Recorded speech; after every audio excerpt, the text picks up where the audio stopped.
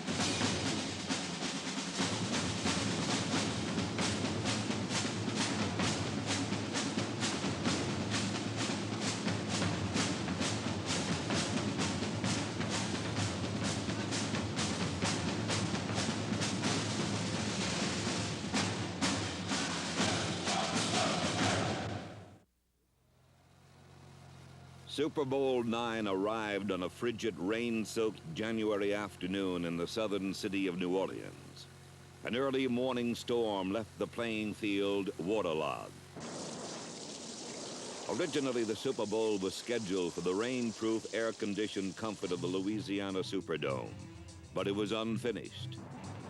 So the game was moved, replete with gusty winds and gray flannel skies, to ancient Tulane Stadium. The Pittsburgh Steelers and the Minnesota Vikings would meet in the worst weather yet for a Super Bowl setting. But the cutting cold and damp did not deter 81,000 fans, particularly the huge Pittsburgh contingent, for after 42 years, their team was at last competing for football's grandest prize. And at times, the Sugar Bowl sounded more like Pittsburgh's own Three River Stadium.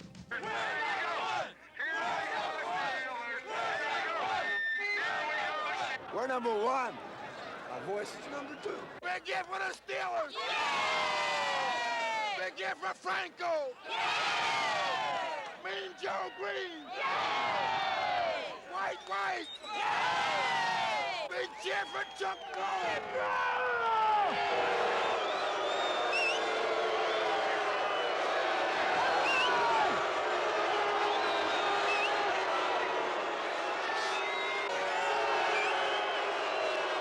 Pittsburgh's opponents, the Minnesota Vikings, had been to the Super Bowl summit not once but twice.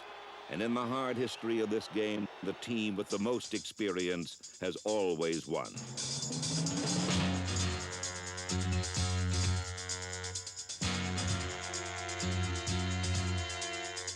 So in the ninth coming of Super Sunday, the battle lines were clearly drawn. The youthful enthusiasm of the Pittsburgh Steelers matched against the Minnesota Vikings' glacial calm. Quarterback Fran Tarkington's 14 seasons of cunning versus Mean Joe Green and the vaunted steel curtain defense. Minnesota iron against Pittsburgh steel.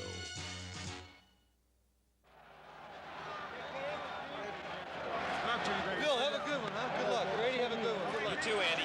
Okay, boys, this is the big one. Let's play ball. In the first quarter, Pittsburgh's strong running attack twice brought the ball across midfield to set up field goal attempts.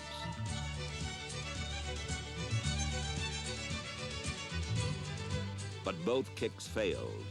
On the first, Roy Gerella hooked the ball wide. This failure set the tone for the kicking performances of both teams for the entire game.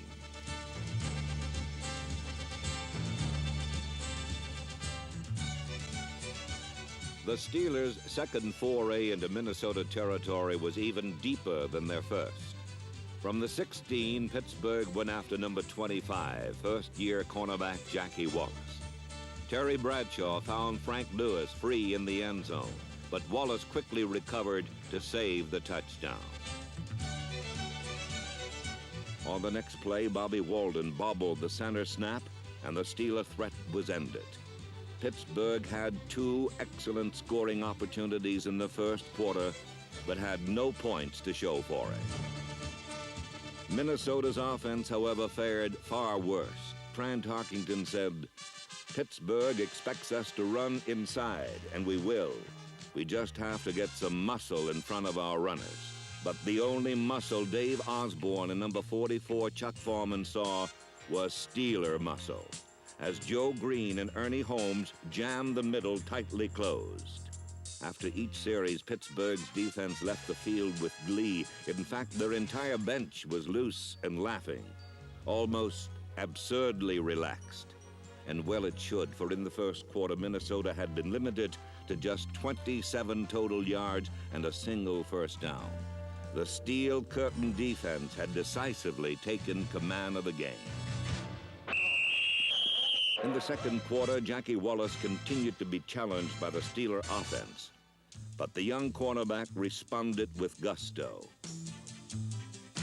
Wallace had a reputation for mistakes, and Pittsburgh picked him as a pigeon, a target to probe. Terry Bradshaw had tested him short and now tested him long, but Jackie Wallace, among all the well-known names on the Vikings defense, played the finest game of his brief career. Pittsburgh discovered the presumed weak spot just wasn't there.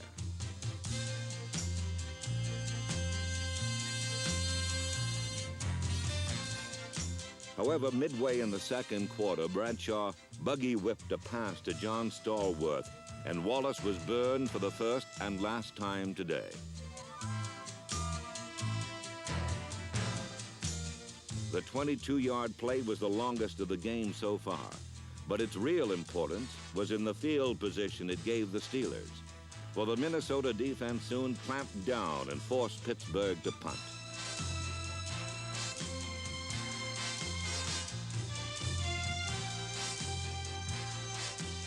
The kick came from inside Minnesota's 50, and it put the Vikings in vulnerable position in the shadow of their own end zone.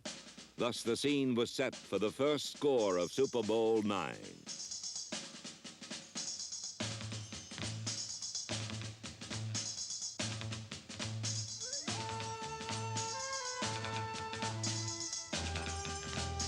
It was fitting that the steel curtain defense was responsible for the first score in this game, for all afternoon they manhandled Minnesota's offense. Pittsburgh set a Super Bowl record by bankrupting the Viking running attack. The incredible total was merely 17 yards gained against them. On the scoring play, Dave Osborne never saw the ball, which accidentally was kicked goalward by the golden shoe of L.C. Greenwood. Dwight White's tag on Tarkington in the end zone completed the first safety in Super Bowl history, and Pittsburgh led 2-0.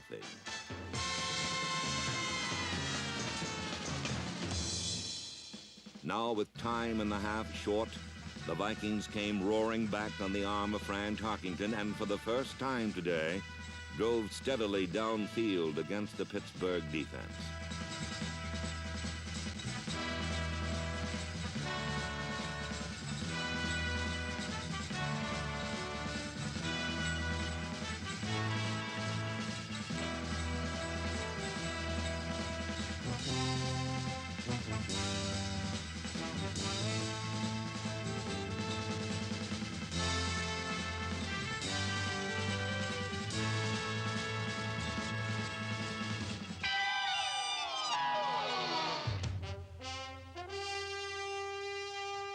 On a play that symbolized the day for both teams, Glenn Edwards' vicious hit stripped John Gilliam of the ball and gave Mel Blount an easy interception for Pittsburgh.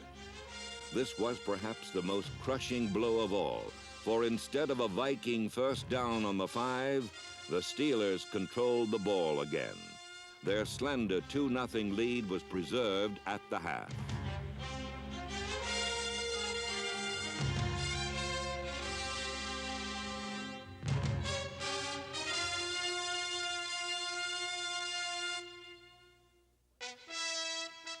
Despite their mistakes and the absolute dominance of Pittsburgh in the first half, the Vikings were only 2 points down and would receive the second half kickoff. Roy Jarrella slipped and squibbed his kick along the rain-soaked polyturf. But Viking veteran Bill Brown, number 30, couldn't handle the wet kick, and Pittsburgh had the biggest break of the game, the ball in great field position on the Minnesota 30-yard line. Behind playbook perfect blocking, Franco Harris went 24 yards before being forced out of bounds. Then, as number 72, Jerry Mullins, buried Wally Hilgenberg, Harris swept left and was free. The first touchdown of Super Bowl IX increased the Pittsburgh lead to 9-0. Though he seemed like a Sherman tank in a Steeler suit, Franco Harris was not an army unto himself. He had a lot of help from his friends. Pittsburgh's forward wall dominated the line of scrimmage by completely obliterating Minnesota's legendary Purple Gang.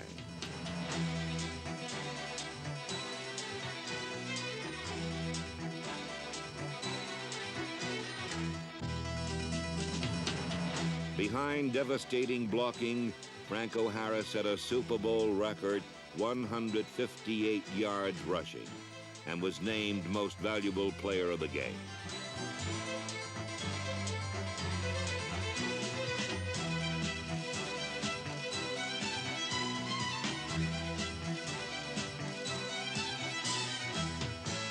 While the Vikings' defense was discouraged, the Viking offense was puzzled. For they never did solve the riddle of Pittsburgh's 2 tackles with their looping, stunting stack-over sets that terrorized center Mick Tingelhoff and completely eliminated the Viking running game. Forced to pass, Tarkington was like a darting deer among a pack of howling wolves. When he could get a pass over the on-rushing lineman, the results, more often than not, were disastrous. In this Super Bowl game, the mantle of greatness vividly passed from Minnesota's Purple Gang to Pittsburgh's Steel Curtain defense, as a quiet quartet watched helplessly from the sidelines. Pittsburgh's dominance occurred even though they lost 2 starting linebackers, Andy Russell and Jack Lambert, for much of the game. Despite the loss of Russell and the presence of Dwight White, weakened with pneumonia, Minnesota continued to go directly into the Steelers' strength, where 3 All-Pros were concentrated. Number 59, linebacker Jack Ham. Number 68, L.C. Greenwood. And number 75, Joe Green. Still, the Vikings went exclusively to their right, where in a matchup of All-Pros, Greenwood devastated tackle Ranieri, hounded Tarkington into retreat, and like a volleyball player in pads, spiked 3 of his passes to the ground. Another key was the inability to hit John Gilliam, one of the most dangerous deep threats in the league. Often Gilliam got free, but Tarkington only saw Steelers.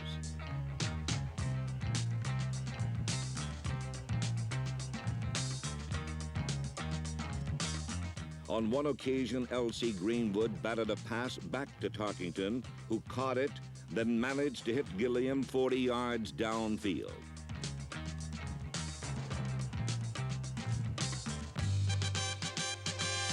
But the play was whistled dead, an illegal second effort, in effect an embarrassing Tarkington-to-Tarkington completion. But 4 plays later, Minnesota retaliated when rolling right as usual. Tarkington managed to loft the ball over Greenwood and Green. The result was a 28-yard completion, the longest of the game for the Vikings. With a rare visit into Pittsburgh territory, Tarkington surprised by rolling left for the only time today. But number 78, Dwight White, was waiting. Joe Green made the interception, and the Vikings' brief spurt was over. However, early in the final quarter, Minnesota got another chance when Franco Harris fumbled and Paul Krause beat him to the ball. Here, Tarkington went for broke, throwing the football as far as he could.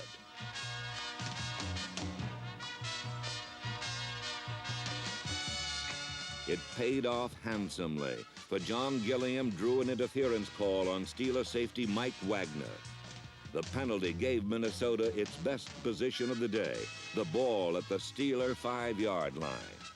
Now, with the momentum of the game teetering uncertainly in the Pittsburgh end of the field, the steel curtain clamped down again. Chuck Foreman jackknifed into the line and lost the ball. Joe Green came up with the trophy, and the Pittsburgh defense had again saved the day.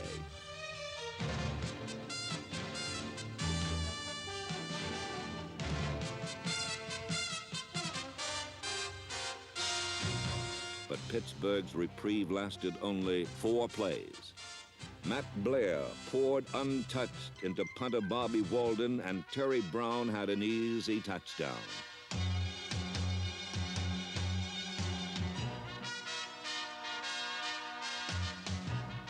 Incredibly, Minnesota was back in the game 9-6.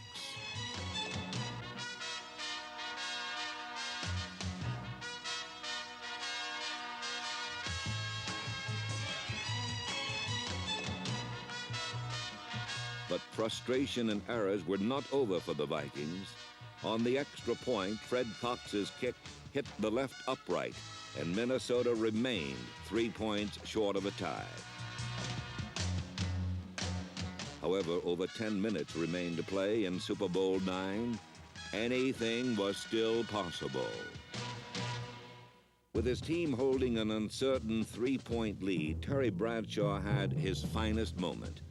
A quarterback is always in the spotlight, but today Bradshaw had somehow seemed on the periphery of events. Now, with the game up for grabs, the youngster kept a cool many thought he didn't possess. 3 times he completed third down passes, the first for 30 yards to Larry Brown on the longest and most controversial play of the game.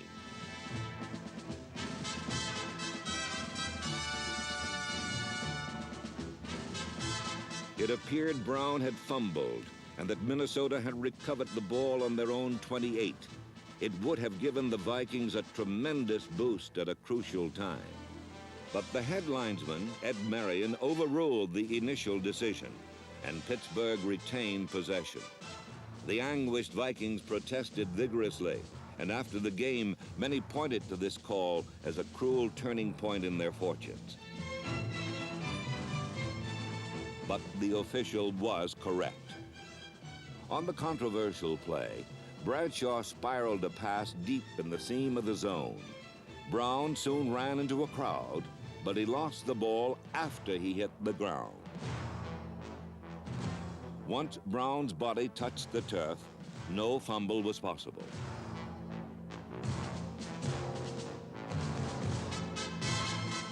The 2 officials nearest the play, but behind it, immediately signaled Vikings ball, and the Steelers started off the field. But Ed Marion, across field, was the only one with a clear view of the play, and he correctly overruled his fellow officials. Pittsburgh had a new life. Now deep in Minnesota territory, the focus returned to Franco Harris and the Steeler running attack. The Purple Gang braced for the onslaught, but Bradshaw crossed them up. On a misdirection play, Harris went left, and the ball in Rocky Bleier went right through a gaping hole. The brilliant call was good for 17 yards and a Steeler first down, but Pittsburgh was soon faced with another third down situation, and Bradshaw again went to number 20, circling out of the backfield. The scrappy Blyer was hit immediately, but stretched for the vital first down. The clock continued to run as Minnesota's chances receded into the evening shadows. From the 4, Bradshaw ended the long 66-yard, 7-minute drive by rolling out and drilling the touchdown pass that clinched the game.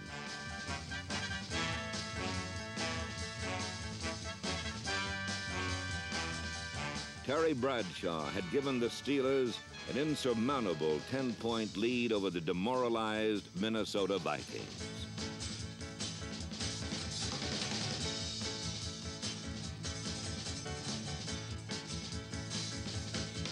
Now, as darkness shrouded the field, the steel curtain forming an eerie tableau stamped indelibly on the memories of all who witnessed their great performance, struck one final fatal blow.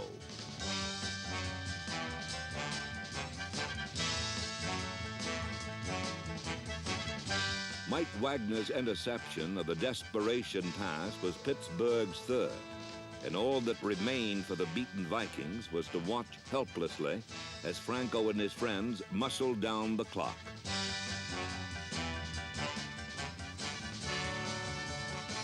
The Steelers' sideline celebration now seemed noisier and more crowded than Bourbon Street had the night before. World champ, number one! Number one! Oh, we are the one!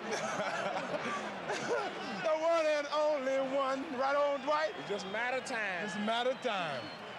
51 seconds, as a matter of fact. Oh, we got to be the one. That's going to be our song now. We got to be the one. We got to be the one in 51 seconds. Bradshaw and the Steeler offense easily ran out the clock. 16, 15, 14, 16, 12, 11, 10, 9, 8, 7, 6, 5, 4, 3, 2, 1. With their convincing victory over the Vikings, Pittsburgh Steelers had boiled 42 years of frustration into 60 minutes of brutally physical football. Their coach, Chuck Noll, got the ride of his life, for the Pittsburgh Steelers were the champions of the National Football League. But on this bitterly cold Louisiana evening, the warmest tribute of all came in the Pittsburgh locker room. The man they called the Chief, the Steelers' owner, Art Rooney, received the game ball from his team and the Vince Lombardi Trophy from the commissioner. The popular 74-year-old patriarch was a lovable loser no more. After 42 years, Pittsburgh's long wait was over.